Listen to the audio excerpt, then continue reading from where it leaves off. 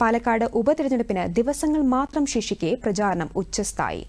വിശദാംശങ്ങളുമായി പാലക്കാട് നിന്ന് ശ്രീകുമാർ ചേരുന്നു. പാലക്കാട് തിരഞ്ഞെടുപ്പ് ആവേശത്തിനൊപ്പം രഥോത്സവത്തിന്റെ നാളുകൾ കൂടി എത്തിയതോടെ സ്ഥാനാർത്ഥികൾ എല്ലാവരും തന്നെ പ്രധാനമായും ശ്രദ്ധ കേന്ദ്രീകരിക്കുന്നത് കൽപ്പാത്തിയിലാണ്.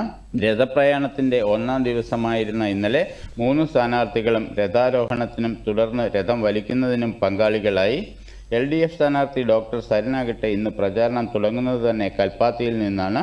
രാവിലെ 7:30 കോഫി വിത്ത് സരിൻ എന്ന പരിപാടിയാണ് അദ്ദേഹം സംഘടിപ്പിച്ചിരിക്കുന്നത്. തുടർന്ന് അദ്ദേഹം ഒലവക്കോട് പ്രദേശത്തും ഉച്ചയ്ക്ക് ശേഷം വെണ്ണക്കരയിൽ നിന്ന് ആരംഭിച്ച് വിക്ടോറിയ കോളേജിൽ സമാപിക്കുന്ന രീതിയിലാണ് പരിപാടികൾ ക്രമീകരിച്ചിട്ടുള്ളത്.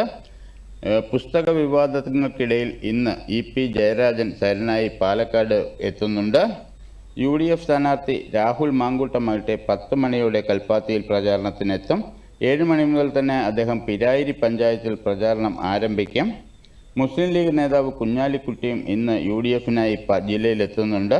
പ്രതിപക്ഷ നേതാവ് VD സതീശനും കുഞ്ഞാലിക്കുട്ടിയും സംയുക്തമായ റോഡ് ഷോയും സംഘടിപ്പിച്ചിട്ടുണ്ട്.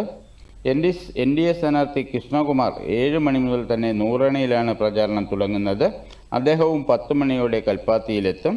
തുടർന്ന് പിരായിരി മേഖലകളിലാണ് ഇന്ന് അദ്ദേഹത്തിൻ്റെ പ്രചാരണമുള്ളത്. NDAക്കായി നിരവധി നേതാക്കളും ഇന്ന് പ്രചാരണ രംഗത്ത് എത്തുന്നുണ്ട്. പാലക്കാട് നിന്നും ശ്രീകുമാറാണ് വിവരങ്ങൾ നൽകിയത്.